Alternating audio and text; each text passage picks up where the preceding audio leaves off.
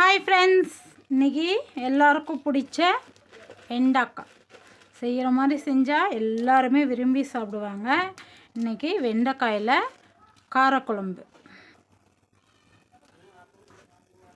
கொஞ்சம் தாராளமாகவே சேர்த்திக்கலாம். வெண்டைக்காவுக்கு எண்ணெய், நம்ம எண்ணெயில் சும்மா 2 வரமிளகா கிள்ளி போட்டுக்கலாம்.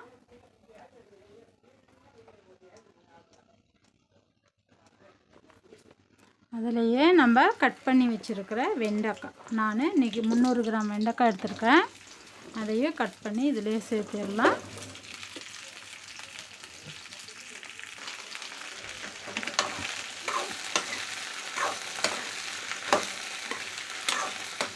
நல்லா வறுத்துக்கலாம்.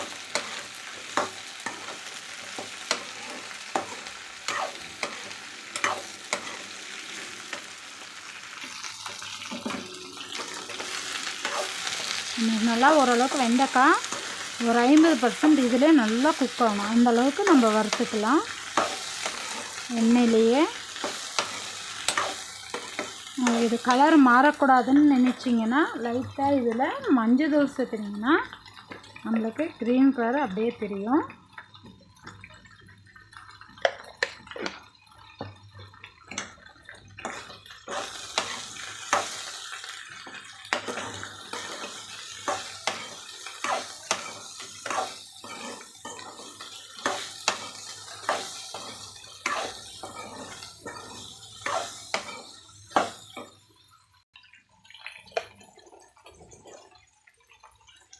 உப்பு,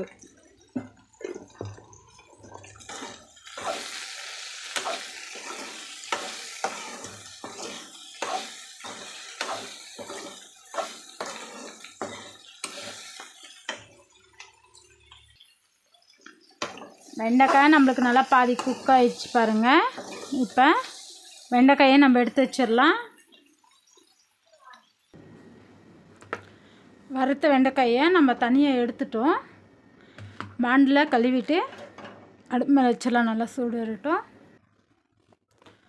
5 தக்காளி எடுத்துருக்கேன். இதை நல்லா ஆட்டி எடுத்துக்கலாம். எண்ணெய் சேர்த்திக்கலாம்.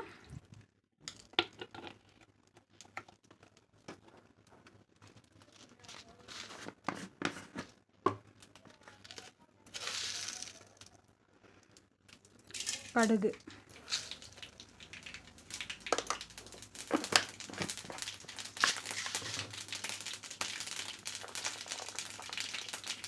கடுகு நல்லா பொரிஞ்ச உடனே பூண்டு, உரித்து வச்சுருக்கிற பூண்டையும் சேர்த்திக்கலாம்.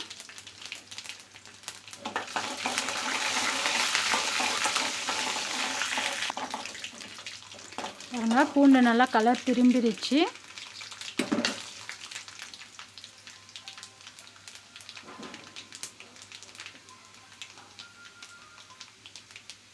ஒரு கப் கட் பண்ணி வச்சுருக்கிற பெரிய வெங்காயம் 1. உங்கள்கிட்ட சாம்பார் வெங்காயம் இருந்தால் ஒரு 10லேருந்து 15 போல் உரித்து எடுத்துக்கோங்க.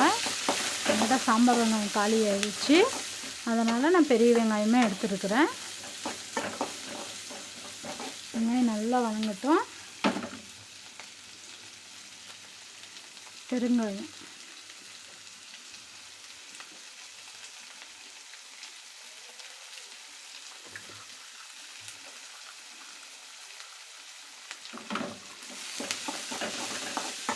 வெங்காயம் நல்லா வதக்கிக்கலாம் ஃப்ரெண்ட்ஸ். வெங்காயத்தை நல்லா வதக்கிக்கலாம். எந்த அளவுக்கு வதக்க முடியுமோ அந்த அளவுக்கு வதக்கிக்கலாம் ஃப்ரெண்ட்ஸ். வாசனை எவ்வளோ அழகாக இருக்குது தெரியுமா? பசியை தூண்டும். பூண்டு, பெருங்காயம், வெங்காயம் சேர்ந்து ஒரு மணம் வருது பாருங்கள், அருமை. வெங்காயத்தை நல்லா வதக்கிக்கலாம். வெங்காயம் நல்லா வதங்கிடுச்சு. நான் 5 தக்காளி காமிச்சேன் இல்லைங்களா, அது நல்லா ஆட்டி எடுத்தாச்சு. நம்ம தக்காளியை சேர்த்துட்டு தக்காளி பச்சை வாசனை போகிற வரையும் நல்லா வதக்கிக்கலாம்.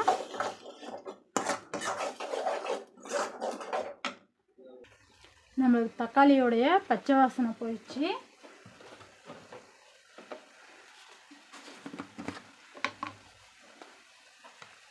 காரத்துக்கு ஏற்றளவு வீட்டு மிளகாய் தூள் 1 ஸ்பூன் எடுத்திருக்கேன்.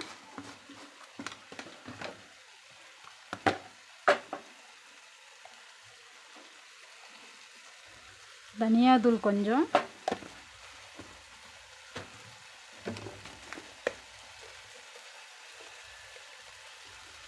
மஞ்சள்தூள்,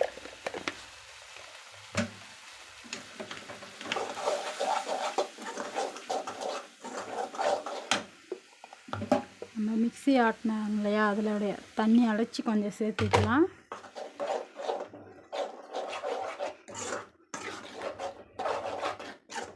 நல்லா இதனுடைய பச்சை வாசனை போட்டு ஃப்ரெண்ட்ஸ்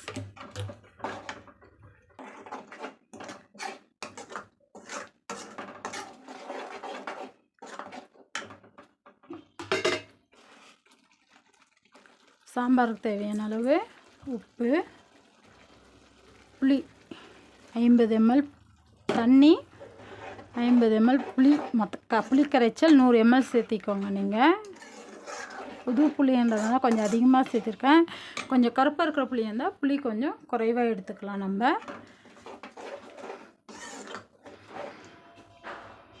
இது ஒரு கொதி வரட்டும் ஃப்ரெண்ட்ஸ். பாருங்கள், நல்லா கொதிச்சிருச்சு நம்மளுக்கு குழம்பு. பச்சை வாசனை போயிடுச்சு.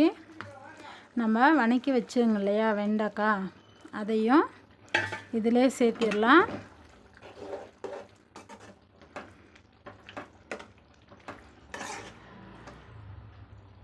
கொதிக்கட்டும். காய் இன்னும் பாதி வேகணும். 50% நல்லா வேக வச்சுக்கலாம்.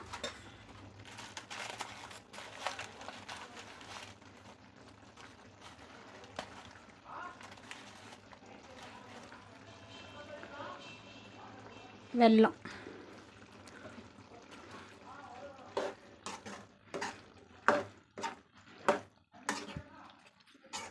நல்லா கொதிக்கிட்ட ஒரு 5 நிமிஷம். எண்ணெய் அப்படியே பிரிஞ்சு வருதுங்க பாருங்கள். அடிக்கடிக்க கிளறி விடுங்க, இல்லைன்னா அடி பிடிச்சிடும்.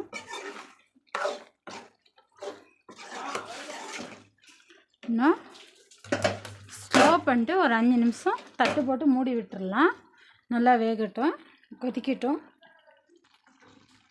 வெண்டைக்காய் காரக்குழம்பு ரெடி. நம்ம ஸ்டவ் ஆஃப் பண்ணுற டைம் வந்து விட்டது. இந்த டைமில் நல்லா கொத்தமல்லி தழை கை நிறைய போட்டுட்டு ஸ்டவ்வை இப்படி ஆஃப் பண்ணிடலாம். ஆஃப் பண்ணிட்டு தட்டம் போட்டு மூடி விட்டுடலாம். பக்கத்துட்டாரெல்லாம் என்ன வாசனை கம கமன்னு கேட்கறதுக்குள்ள தட்டை போட்டு மூடி விட்டுடலாம். ரெடி.